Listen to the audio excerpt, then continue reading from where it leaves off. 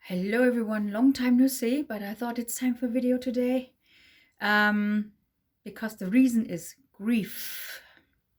I have a very good friend and she lost her partner for many years unexpectedly, and she's grieving and she can't find no end in grief, and she's tired and she's sad and she can't find joy, and a lot of people in a lovely group I'm in are really trying to support her, and almost everyone told their story about grief. And of course, I had to deal with a lot of grief in my life as well. But I just want to support this one person who's now suffering in grief or doesn't understand the world, and will tell a little bit of my story. When I found out that my mom is terminally ill, I thought it's good that I have the time now to prepare everything. If it would have happened overnight, I would have been lost. So I can totally understand. And everyone who loses a dear person through accident, through heart attack, through sudden sickness, very tough to deal with. I had weeks to months. This was a diagnosis for my mom, and I didn't know what to expect from these days. It's not like mom is sick and mom is dead. So it was a continuing process. But the thing that came into my mind, was let's put this into a blessing. You have time to prepare. You're not going to be overwhelmed. So what is the most important thing for you to do in this situation is to give grief a room already.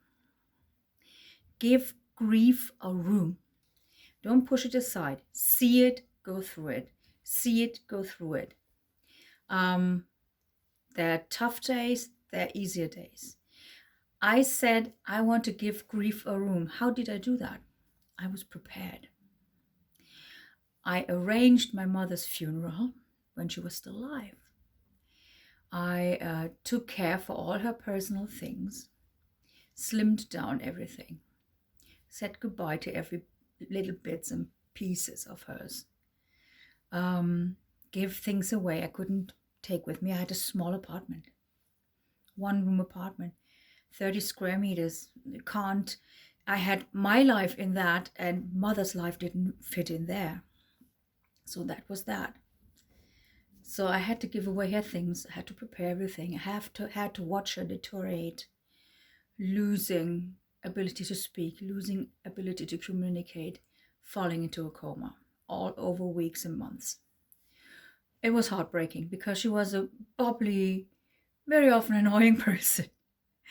But all of a sudden that got slimmed down and vanished into a very deep and not refreshing sleep. And it was hard to see the day when I just did my last trip from the house she lived in home. I took all kinds of papers and stuff with me because I had a friend. My mom never did quite the papers in order. She's just received letters and receipts and put them somewhere in a cupboard. Many do that. No complaint. But I had to take 2 suitcases with me with all the papers because I had no idea what was of importance and what had to go to the recycling bin. So I had 2 suitcases with me, and then I remember myself, I didn't have a car at that time. I did everything by train. And I stood at this very steep staircase in a train station in Germany. And people were like running and bumping into me, and there was a young woman with a kid helping me carry 1 suitcase. They were very heavy. And on the way up on the staircase, I started crying, and I said to myself, this is all that's left of my mom's life of 80 years. It's 2 suitcases with paper. It's all that left. So this was a moment to let grief out, because it just shot into my brain, and I had to react to it. And I cried on the train station. I cried at home. I cried during cleaning out the house. And then there were moments of anger as well. whereas I thought she didn't go to the doctor. She had 2 times cancer and she didn't go to the doctor after the doctor said, okay, you're now cancer free. And she didn't do by herself consultations. I was mad at her in these moments when she already had passed away and emigrated to heaven. Now, why didn't she do that? She could have been here for 1, 2, 4, 5 years, you know.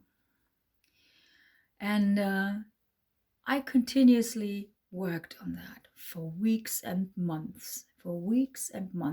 Worked on it. I was unemployed at that time.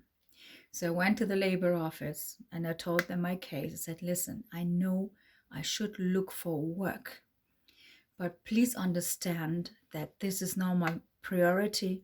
And I showed them all the papers that said it's not a fairy tale I'm telling. It's just telling that she will emigrate to heaven pretty soon.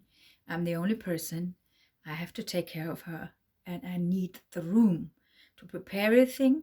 And I also said to the labor worker, I need the room to grieve now and then.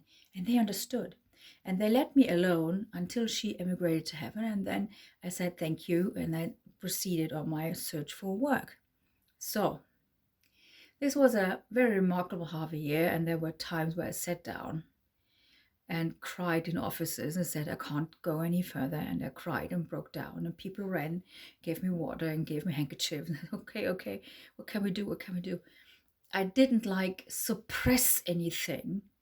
When I felt like crying and I felt like overwhelmed, I told everyone, I'm now overwhelmed. I don't know what to do. This is so much. I'm alone. Nobody's helping me. I had to find everything out in the internet. I wrote 100 letters to her friends.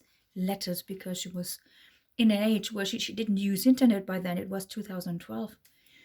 I wrote 100 letters and sent them off to her friends saying, look, if you want to see her, if you want to talk with her, this is her phone number. This is the address where she is now in a nursing home. Get into contact. And please don't be surprised when you get within months or weeks' time a card where it will be announced that she has passed away. That's also something I did. So I was busy with Mom half a year. I gave my life on the hook. I said, this has to wait until she emigrated to heaven. And I went miles for all of that. But the most important thing was to have room for grief. I need the room for grief. Even started therapy at that time. I even found place and space to have therapy at that time. I found someone who was very good in the neighbor city. And he guided me through this time. And when he asked me, I said again, I want the room for grief. I want the room for grief. I don't want to be attacked by it. I don't want to be taken down by it. I want to know and I want to live through it. I don't want to avoid it. I want to live through it and then let it go and let life grow. Like I made a little sketch where I said, the grief stays. It doesn't get smaller or bigger, but the more your life goes on around it, so you get into a bigger distance from grief. This is also something I think from Kübler-Ross. So the grief stays, and there are times, even if I'm now speaking, I remember all this time and all this, sometimes being overwhelmed by everything and all this running for offices and running for papers and running for fetching this and running for arranging this and this. But there's this grief over the last 12 years, nearly 13 years, but my life grew through it and time went on. And I still remember my mom and I still remember the grief. It doesn't go away. But my life went on. So take your time to grieve. I know this is going to be a longer video than usual, but I wanted to take the time and also post it in my group to tell everyone, especially on a day like today, that you need time to grieve. And don't avoid it. Don't push it away. Live through it. Get help and don't push it away. It's a part of your life. It makes you stronger. And if you're not grieving, and if you're getting out into the distance to grief, if your life goes on, you do not stop loving that person. It's not possible. But it's just your life goes on, and you matter, and you are, again, you took the life off the hook, and you wear your cloak again, your superhero cloak again, and you continue, you go on with your life. But life has its moments of grief, and it's important to live through it. So also to my German viewers, apologies that it's English, but it's to an English person. So if you want it in German, wenn ihr es in Deutsch haben wollt, schreibt mir eine kurze Nachricht, dann mache ich das Ganze noch auf Deutsch. Guys, have a lovely day, everyone. And as I always say, don't forget to enjoy your life.